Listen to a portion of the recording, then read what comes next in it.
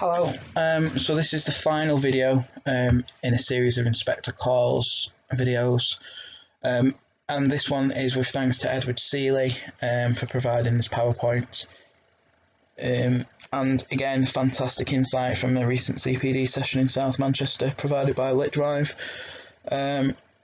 So yeah, lots again to talk about. Priestley's criticisms of capitalism. Okay, now a lot of the time Inspector Calls is just, there's a lot mentioned about socialism versus capitalism and that debate and the generation gap, but actually what Edward was saying, that there are 4 other ideas within Inspector Calls, and you've got this idea of anxiety, conformity, complacency and competition all within. So I will go through each one.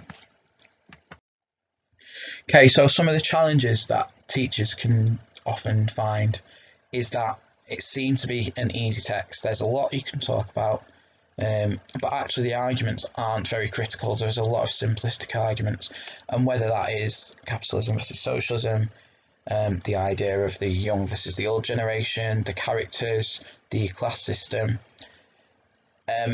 you know, sometimes it's difficult to actually become critical on those concepts. Examiner feedback was built on context, so students were just adding context on, just as a kind of like a side note, just to get the marks to the AO3.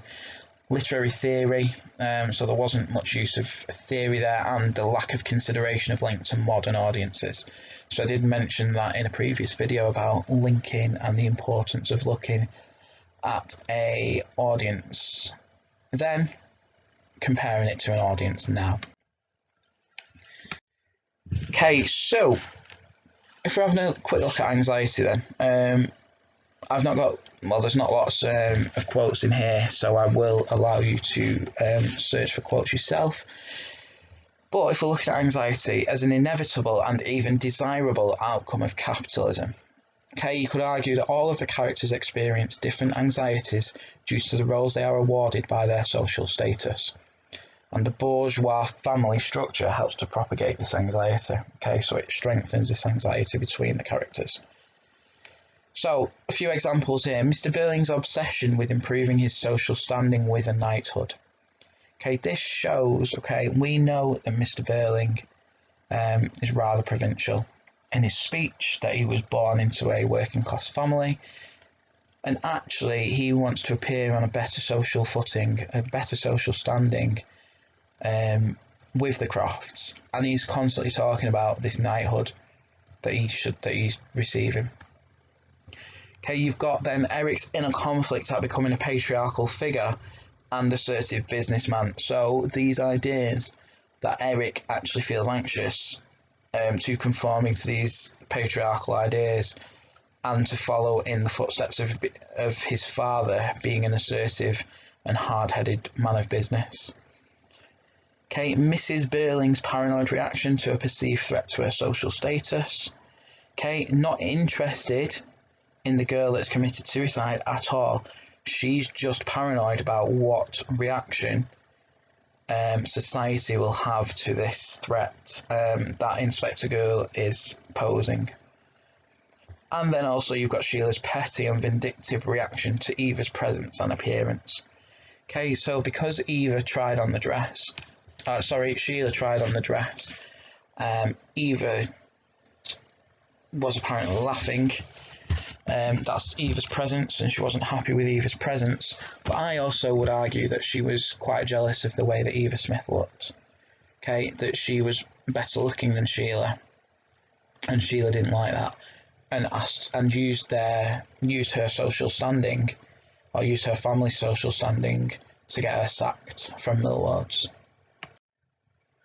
Okay, so competition. Capitalism necessitates competition.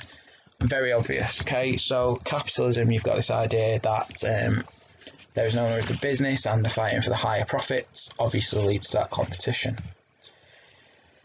Competition leads to dehumanisation and objectification for all. So you could argue Mr. Burling dehumanises at the beginning of the play when he sees Sheila's marriage to Gerald as a business proposition. Yeah, he's not interested in actually how they feel for each other, or how Sheila feels after she finds out he's cheated. After Gerald has cheated on her. And you know, he expects her to understand that and to move on with the marriage. And also, it sustains the system. If there's competition, there is this strong capitalist system. Okay, so examples, chiefly through Mr. Burling. So Mr. Burling is the one who appears to be competing with others. He seems to forget his humble and provincial origins. He doesn't now understand that he's come from a working class background and worked extremely hard to get to where he is now. He forgets all of that. He now just sees himself as this businessman who's obsessed with getting this knighthood and bettering himself within society. Self-declaration as a hard-headed reveals the impact of winning the game. Okay, we could argue that capitalism is seen as a game. Okay, it's a competitive game between the upper class, and actually Mr. Burling's self-declaration as a hard-headed businessman shows the impact of winning this game, that it's this idea that he's dehumanised from feeling any sort of emotion, linking in then to this lack of empathy for his fellow competitors.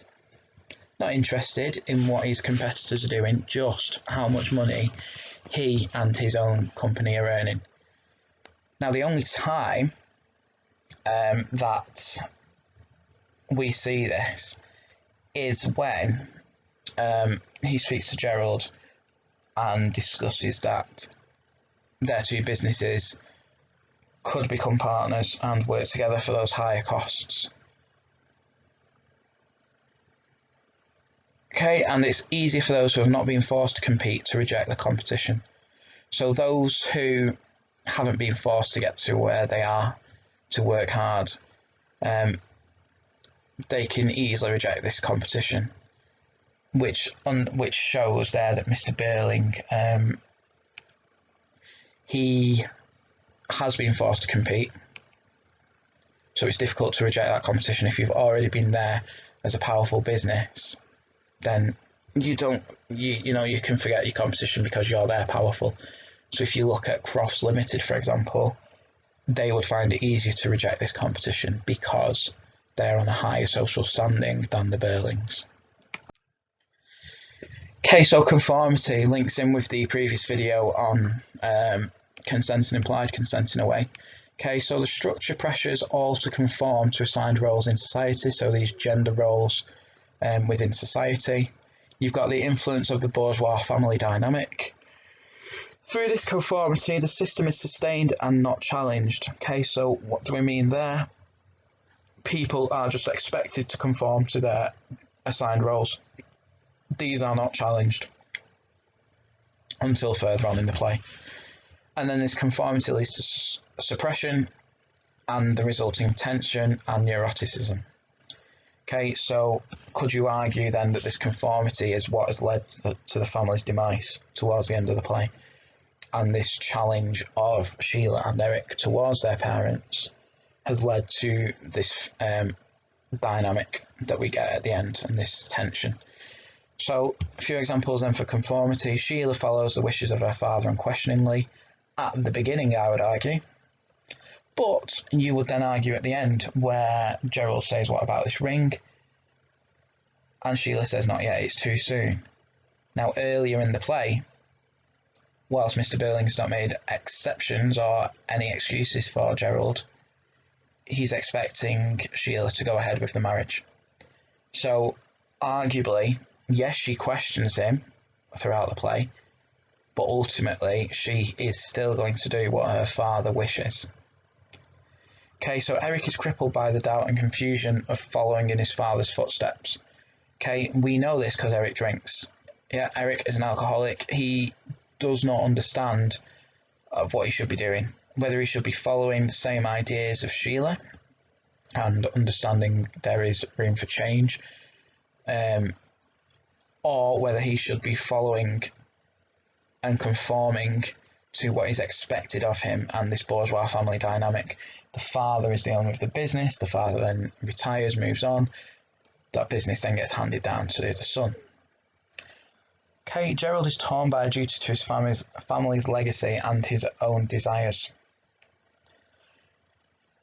Okay, so his own desires are obviously to marry Sheila, but actually his family's legacy is this powerful business with the high social standing that they have built up, this reputation that they've built up within society, and actually is torn by actually that duty to that family legacy, and in keeping with their standing within society, or his own desires of marrying Sheila and moving further down, lowering the potential standing within society.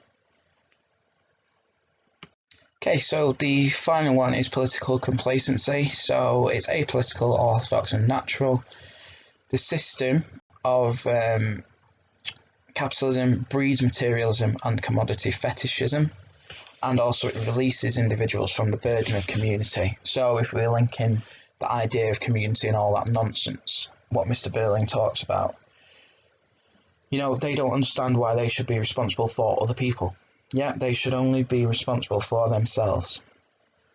Okay, so Mr. Burling's dismissal of socialist ideas and blind faith in the growth of the economy.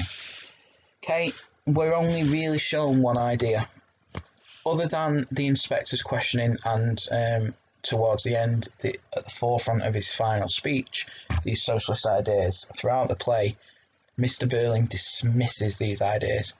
Only his capitalistic views should be the ones that are heard. And also at the start, he tells Gerald, it's a good time to be getting married. He's got this blind faith in the growth of the economy. He's seeing the economy growing and booming when actually he does not know what will happen next. Okay, so at the beginning, Sheila and Eric are initially ignorant of their socialist instincts. So they don't see their instincts in a way. It's only as the play develops and their characters develop throughout do their socialist instincts come to the forefront, and they begin to question what their parents are saying. Okay, so how might you use this then? So character grids, arcs for revision. There will be an example on the next slide, which you can take a picture of on your phones, or take a screenshot if you're watching it on your phone. Quotation explosions. I know I've told my classes to do these, so pick certain quotes out, explode them. So let's look at alternative meanings. Let's zoom in on keywords. Breakdown of scenes. So where specifically can you look at a scene where we can see that Mr. Burling is anxious, for example?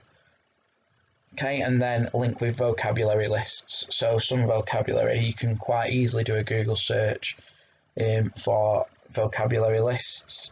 Teachers should have given you some vocabulary lists, maybe, and also use those and use that vocabulary within your essays. And it's that higher level vocabulary, that tier 2 vocabulary, that will get you those higher marks. Okay, so this is just an example of a character grid then. Okay, so you can see there anxious, competitive, conformist and politically complacent, with some ideas for Mr. Burling about how we see that he's anxious, how we see he's competitive, how we see he conforms to these social ideals, and how is he politically complacent. And then how does Mr. Burling reveal the Edwardian society? How does his values and ideas link into the Edwardian society? What is a message to the post-war audience? So what is J.B. Priestley trying to get the audience to understand straight after the Second World War? And also, how is it still relevant today? Yeah, I could argue that anxiety or conformist competition are all still relevant today, for different reasons. Yeah, are we anxious? Are we competitive with our peers when it comes to exams? Yes, I think we are, and we're always wanting to do better than the other people. Do we conform? Do we conform to these ideas that, these gender roles? I would argue that's probably less so today, but I do still think there is some relevance. So I hope you found that useful. Once again, thank you to Edward Sealey and LitDrive for providing the CPD in South Manchester. And thank you to Edward for the PowerPoint. And also, if you've got any questions or any comments, please leave them down below in the comments section. And as always, I will endeavour to respond to them. Thank you.